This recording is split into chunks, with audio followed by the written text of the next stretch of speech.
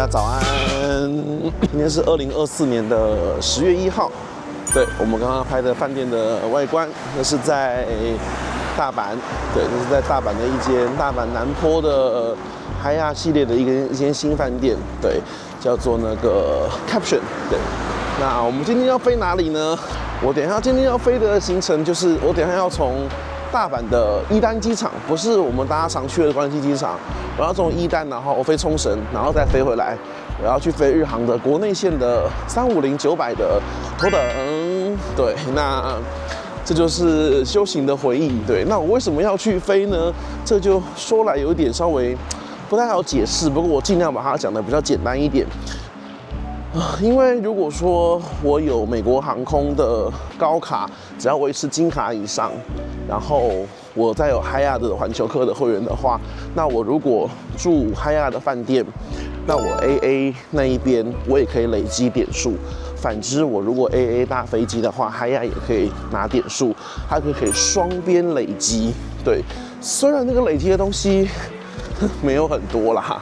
对，可就是一种爽感而已。对，我常常都不会员，就是对我而言，这些饭店或是航空的这些高卡会籍啊，其实对我来讲，并不是什么刚需，就只是我想要而已。对，就只是我想要而已，因为我并不是出差党嘛，就只是我很想要这些会籍而已。去年的话，那时候 AA 还有别的保级方式，当然因为我没有就是美国身份，所以我没有办那个 AA 的信用卡，否则我知道很多人都是靠就是刷卡呀或者住房就可以保级 AA。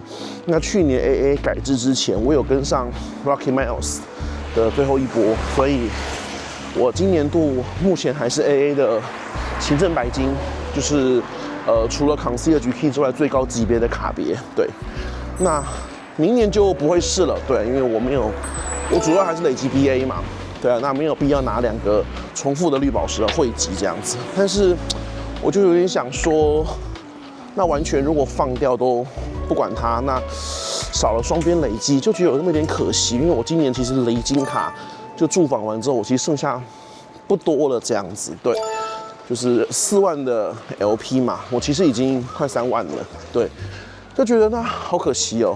那就对我来讲，因为我没有美国那张信用卡，所以我可能用飞行的话是最快的。对，那飞行的话就是有很多种方式嘛，它寰宇家都可以。我们就以跟 AA 自家比好了。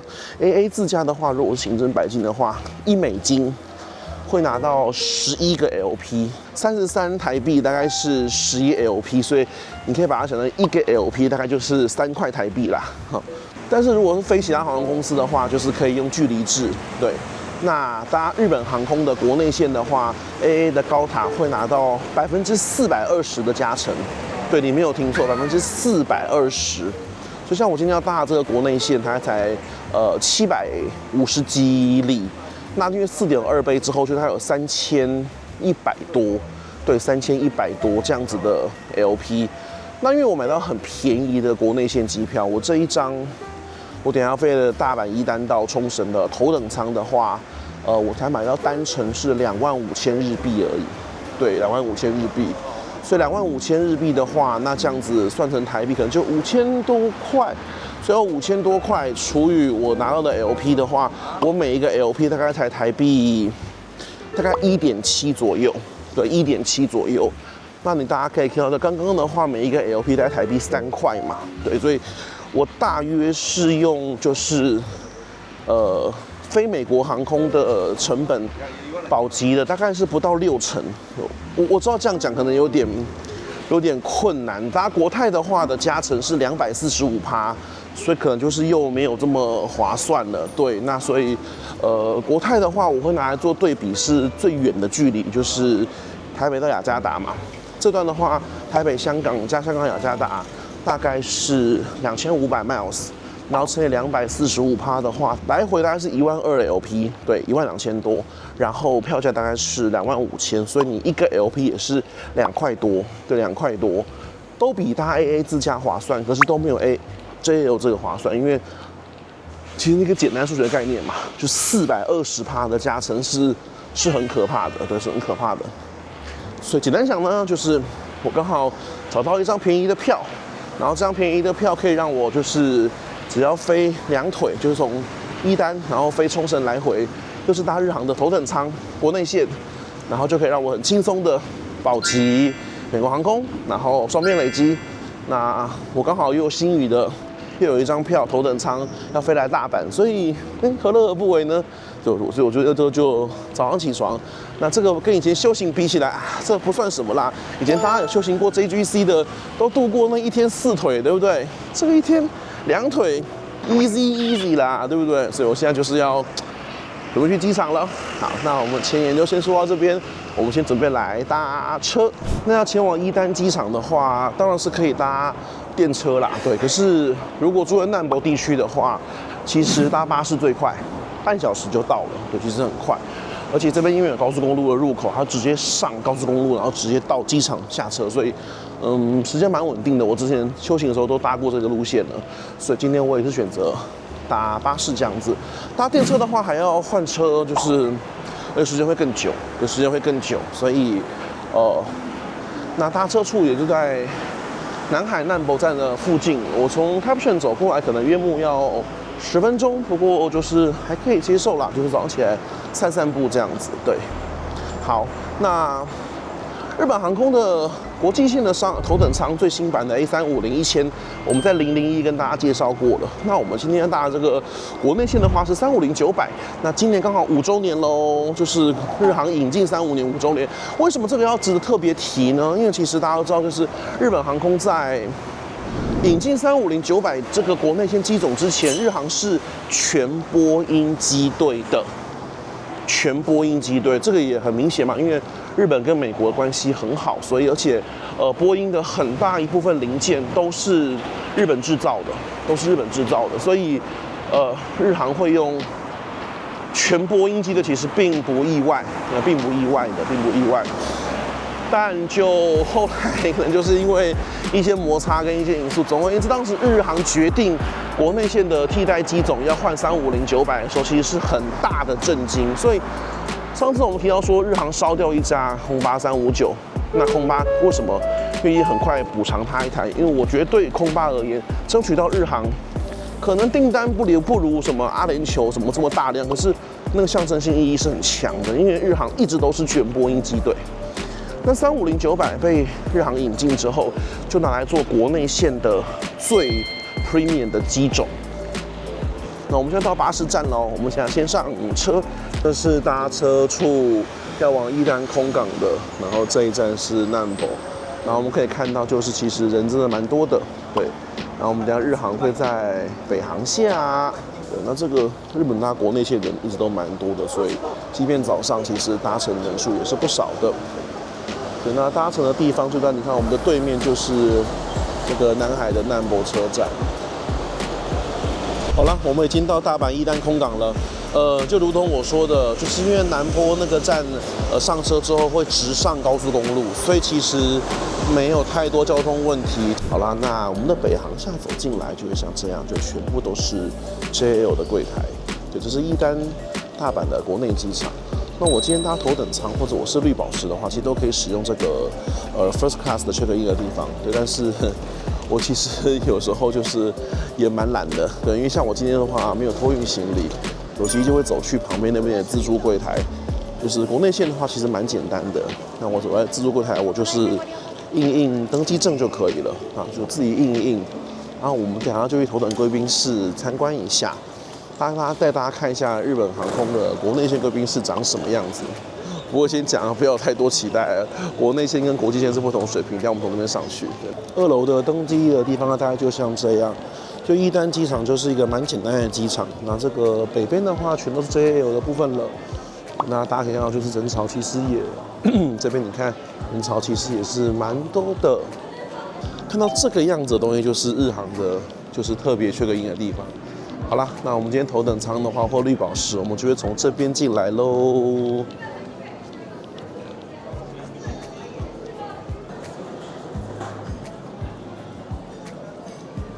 好，那我们准备走进去。日航国内线的话，像刚刚那样头等舱专属柜台，然后就会有专属的一个检查行李的地方。然后接下来走进来的话就会直接到 gate 口了，就是会有个专属通道的意思。对，那我们现在要去lounge的话，我们就是可以搭电梯。那等一下lounge也是分两边，有头等的，有商务的。对，那我们进去之后再跟大家慢慢介绍一下里面的环境。右边的话就是Sakura Lounge，然后左边的话这个国内线的头等舱 lounge 叫这个名字 Diamond Premier Lounge。好，我们先去刷登机证。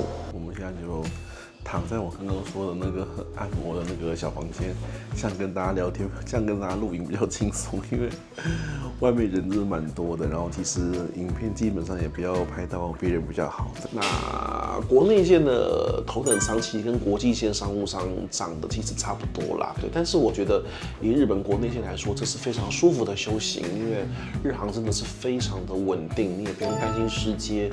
然后最重要是日航所有国内线全舱等都有免费的 WiFi 可以用，而且那 WiFi 速度是蛮快的，就是其实你也不会无聊，对。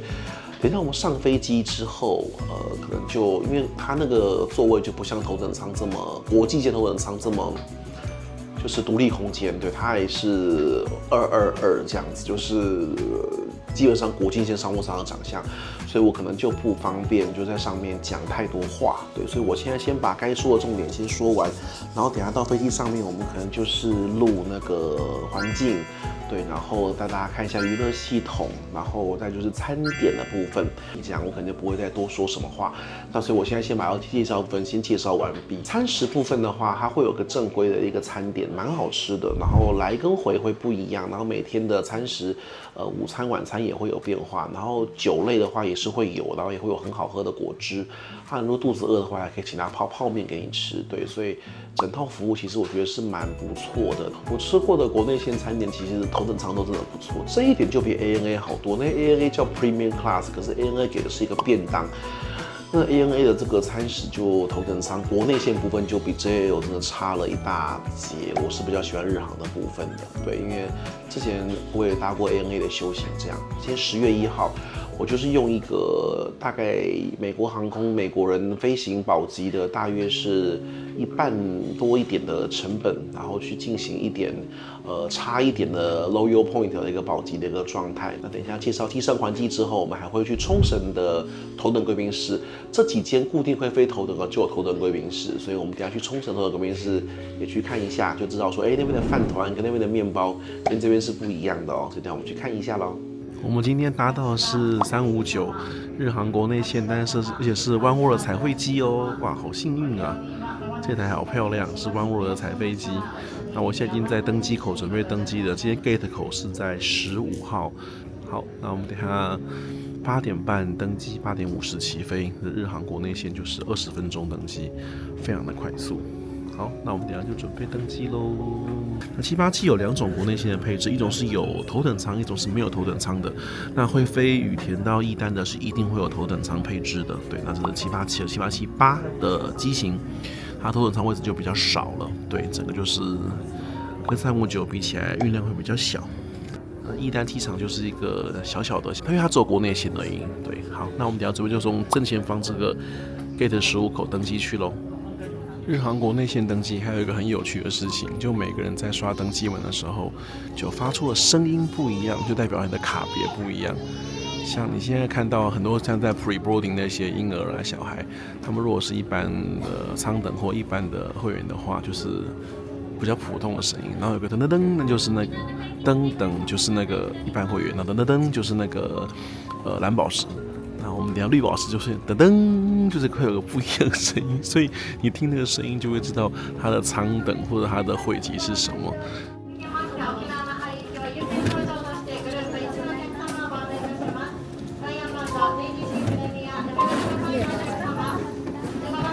这是我今天1A 的座位了。是不是跟我刚刚讲的跟国际线商务舱长得其实很像呢？听到这个音乐就想起以前修行的日子，就是我想这是非常多的飞友们，就是大家喜欢飞行的，尤其台湾的 base 的，我们都已经经历过当时那时候的 JGC 的修行，这个音乐都听了非常多次了，对不对？既然是他头等，虽然今天这位置比较小，不过我们金贵人还是要出来亮相一样，对吧？要不然之前有影片没有出现金贵人，他就说那只黄色鸭子去哪啦？对啊，我看我们要不要定个目标，到多少订阅的时候，我们金贵人要升为金品啦，然后再来就要升为金妃、金贵妃。对，然后我们刚刚讲到，就大家共同的回忆，就台湾有非常多 JGC 的会员，而且有很多就是甚至抽到 JML 或 JGP， 每2年都是要复训一次。对我自己是2017第一次首训，然后2019复训的。对，有没有跟我同期的飞友啊？对啊，当年每年都要飞好多羽田、冲绳羽田、石垣岛，对不对？还要飞福冈仙台啊，还有一堆日本国内线。我那时候真的飞了好多日本国内线，这真的是很有趣的一个回忆。虽然这 GC 现在后来就没有了，对啊，就是很难入会了啦，对啊。但我现在每年休闲寰宇一家，我还是都会找一些机会搭一下日本国内线，虽然不一定最划算，可是就是有爱。对，就是对日航就是有爱，就是还是觉得这是个很棒、很舒服的航空公司跟产品。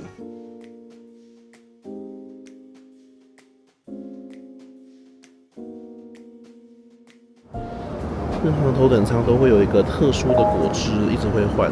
那这特殊果汁一定要点，这个一个人限点1瓶，这非常的好喝。好啦，我现在吃饱饭了，对，就基本上日航的这个国内线的 F， 以国内线来说，我觉得是蛮可以接受的产品啦。然后票价，平常定价是蛮高的，不过日航有时候会有一些促销，或3个月前的话，它会有一些特价票，那把握特价时间买还是蛮便宜的。大家如果有想要体验这一个头等舱的服务的话，那国内线这几条餐食都是一样的，所以我蛮推荐是体验那个最短的，就是羽田到那个伊丹，那个价钱也比较便宜，可能我最便宜有买过2万日币出头，不过这一次买到伊丹到冲绳，这个距离这么远，也是2万5日币，我觉得真的是非常便宜，所以我是看到这个便宜的票才决定这一次用这个来，就是把 AAA 美国航空的金卡保级这样子，因为去年新正百嘛，那今年讲我至少保一个金卡，对，那我们等一下就去看看那个冲绳的贵宾室，那我们来看一下娱乐系统，顾控还算是蛮灵敏。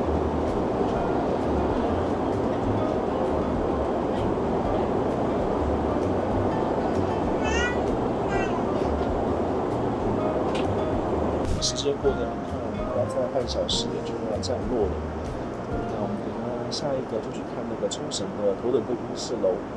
冲绳有时候会有一些小惊喜，不知道这些有没有？对，至少有那个 signature 的柠檬汁，应该是很不错的。然后再拍一下回程的餐给大家看。要抵达冲绳喽，修行必经之地，已经看到机场了，好多飞机啊！我看到我们的小花了。JL2081 10月1号抵达冲绳。有修行过 JGC 的大家，对于这个场景应该是熟悉到爆炸吧？冲绳就是个出入境混流的机场，非常适合修行，就基本上不会失接啦。然后现在就是从登机口那边走出来，然后现在准备去贵宾室坐一下。对，好了，我们看到一样的长相，就是贵宾室的样子了。Diamond Premium Lounge， Sakura。大巴机场头等贵宾室，可以走进来，风格是一样。那这边就会有一些限定的东西。那今天非常不错，今天有这个冲绳 Blue Seal 的冰淇淋可以吃。应该这个时间是有的吧？哎，对，这个时间是有的。等下来吃个冰淇淋。然后这边有这个冲绳贵宾室才有的这蛮好喝的，就酸酸的一种东西，对，就有点类似梅子的口味。然后再就是各种酒，然后这边琉球里面有产那个嘛泡盛，所以一定会有当地特别的东西。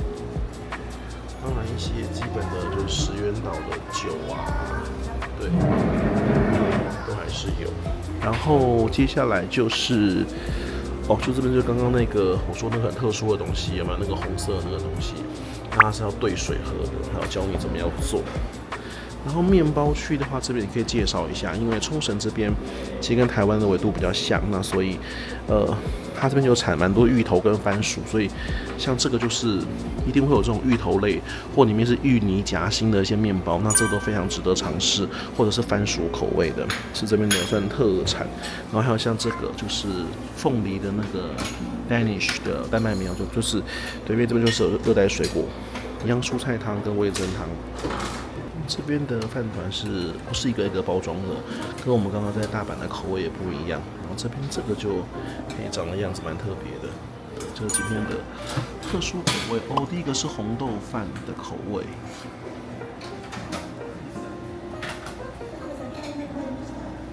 然后再就是栗子，然后五木。今天这口味蛮特殊的。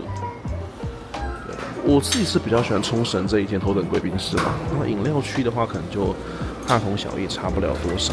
啤酒，那我们绕过来，冰箱里面就跟刚刚大家提到的，有这个最右边这个是他们这边招牌的柠檬汁，只有这边才有而已。那这个是非常值得喝的，我很喜欢。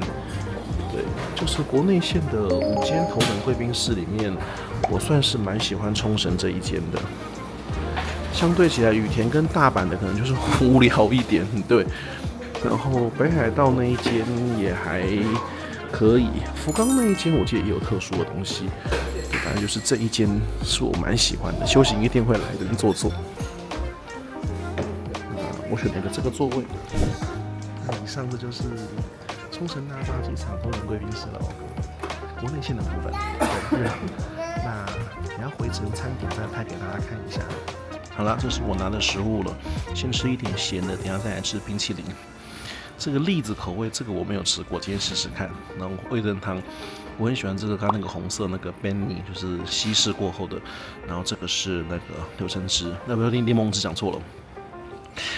这边这两个都酸酸的，我很喜欢喝酸的饮料，所以就冲绳机场我非常对口，这两个固定都会出现，是他们这边一定会有的。好啦，然后等下再来吃那个这边最有名的 Blue Seal 的冰淇淋。要抓紧时间了，等下要登机了。这个冰淇淋我来了很多次，但是它这个是有时间限制，早上清晨是没有。那因为之前常常休息都是搭清晨的航班，我比较少中午这个时间来，通常这个时间是离开冲绳的时间。哇，就今天终于吃到这个冲绳大巴头的贵宾室就限定了这个冰淇淋了耶！我拿2个口味，对。那右边那个应该是酸酸的，左边那应该是就是红玉类的。好，那我们就来吃喽。吃完这差不多就要上飞机了，对，时间差不多了。刚刚带我来的那一只湾沃彩绘机，这另外一个角度我们再看一下，很漂亮，是不是很美啊？就是日航的飞机就真的是蛮漂亮的。好，我现在在飞机上了，回程是1K 的位置。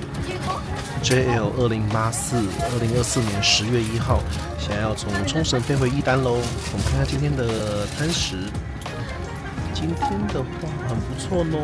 今天是牛肉，对，牛肉味噌蒲叶烧应该是很好吃。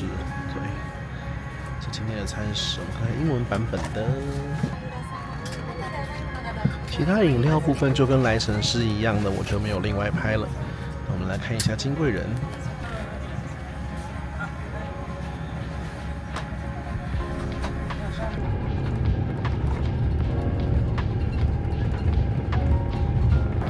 回程的午餐部分就看起来好很多了。那我一样点这个柑橘汁，然后我这个点是烧酒，然后加 on rocks， 然后这个是味噌汤，这个是主物，那是些紫菜，还有个这个甜点。就日航都会给一个像这样的甜点，然后饭的话就是一样，就是韩馆的饭。主餐部分我们现在打开来看看喽，是牛肉的部分。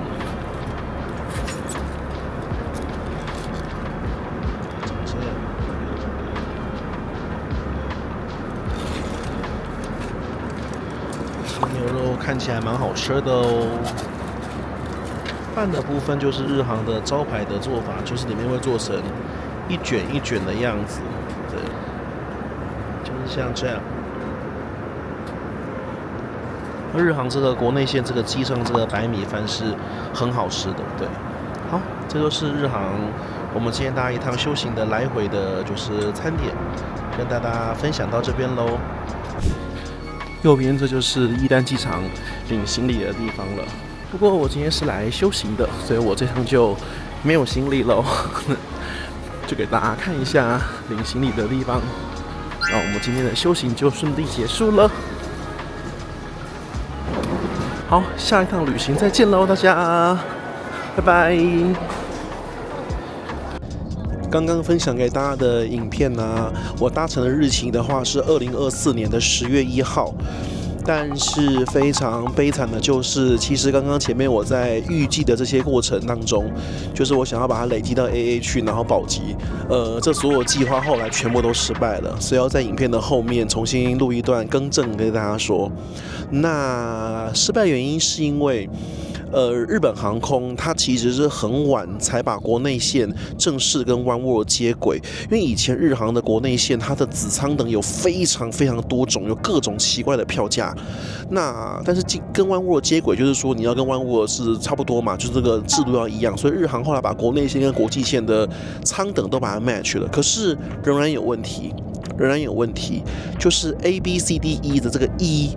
这个E 舱呢是有问题的。这个E 舱的话，在国内线是头等舱，头等舱的国内线的代号是 F 舱跟 E 舱，那这跟 oneworld 不一样。oneworld 的头等都是 F 舱跟 A 舱，大家应该都知道。那 E 舱的话，在国际线是 Pre Economy， 是豪金的舱等，所以在 AA 的表格上面，它是有2张表格，一张是国际线表，一张是国内线表。好啦，那我们一般买到的日航的国内线票，我们买到的 Class J 都是 I 舱，我们买到的头等舱都是 E 舱 ，ABCD 的 E 的 E。我后来 AA 入账的时候，我就傻住了，因为他帮我入进去的点数是豪金舱的点数，就是除了我的行政白金的120的 status bonus 之外，我的开宾 bonus 就不对，因为应该要420%嘛，结果最后进来的应该就200多%而已，所以当然远远不足啊。那当然我有写信去给 AA， 不过大家也知道，就是跟这些欧美级航空公司交手这东西很困难，他就一直坚持说系统判定就长这样。那可是我就跟他讲说，你看起点跟终点的机场就是伊达米跟哈内达，这怎么可能会是国际线？而且伊达米根本就没有国际线啊，对，而且我不是买 JEP， 我也不是买外国人票，我是正规上日航官网买的国内线的日本人买的票。对，因为如果你今天是国际线里面的延伸段的国内线，那会按国际线算，这是合理的，因为它票规长这样。可是我的不是，我是单纯就是以一个日本人的角度，在日本的官网直接买国内线的票，所以无论如何都不该被当作国际线去做计算。对，那我的汇集的截图我会放上来给大家看。对，然后总而言之是没有结果的，就是所以我大概3腿，其实我损失了可能5-6千 LP 跟5-6千 miles， 就损失是蛮多的。但后来我就是跟 AA 来信了几轮之后，他们只说要在 further 的什么调查，可是也没有结果。但是我觉得就是他们系统问题啦，就系统错误啦，就那是判读错误啊。因为你一个航段进来，应该先判断，如果你有2张表格，那你这个 IT 是不是应该先判断这张票是国际还是国内嘛？这很合理嘛，因为国际跟国内它表格不一样啊。那你一开始就判定错，后面当然就错啊。你把它当做国际段了。但后来我就想说算了啦，理由是因为我本来其实就没有玩 AA 的汇集，那之前是用 Lucky Smiles 拿到 AA 的绿宝，那后来想保金就是为了海雅的那个，就是刚刚我们讲过双边累积嘛。可是好日子结束了，就是我飞完之后可能隔1个月吧 ，AA 跟海雅就宣布说2025年开始不再提供双边累积。对，因为本来是住海雅 AA 也有点数嘛，但是就没有结束了，改成就是送一些定级的一些奖赏，不过那对我都没有用处，所以反正没有双边累积。我本来唯一保金卡的理由就是双边累积，所以双边累积也结束了，所以我也不用再保了，所以损失了就也没办法，就只能这样。对，所以在影片的最后跟大家说一下，这张票最后我的预想的这个状态是完全失败的哦。好，下次影片见了，拜拜。